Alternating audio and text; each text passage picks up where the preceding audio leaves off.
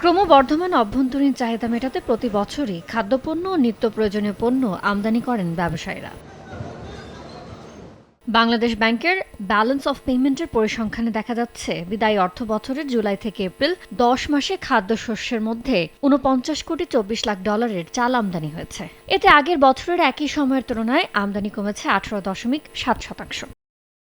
তবে বছর ব্যবধানে ৪৯% বেড়েছে গম আমদানি। ২০২৪-২৫ অর্থ বছরের প্রথম ১০ মাসে যেখানে খাদ্যশস্য আমদানি হয়েছিল $১৩১,৪২,০০,০০০, সেখানে গত অর্থ বছরের একই সময় হয়েছে $১৯,৮৫,০০,০০,০০০।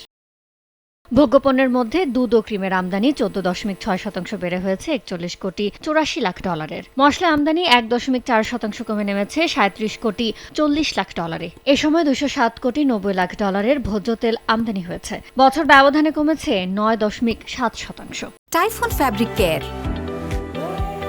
ফ্যাব্রিক কেয়ারের সুপার পাওয়ার। সব ধরনের ডাল আমদানি ৩৮.২% কমে নেমেছে $৫৪,৭৩,০০,০০০। ১৩% কমেছে চিনি আমদানিও। গেল অর্থ বছরের প্রথম ১০ মাসে আমদানি হয়েছে $৮০,৪৬,০০,০০০ চিনি। ইয়ানুর শিফাত, সময় সংবাদ, ঢাকা।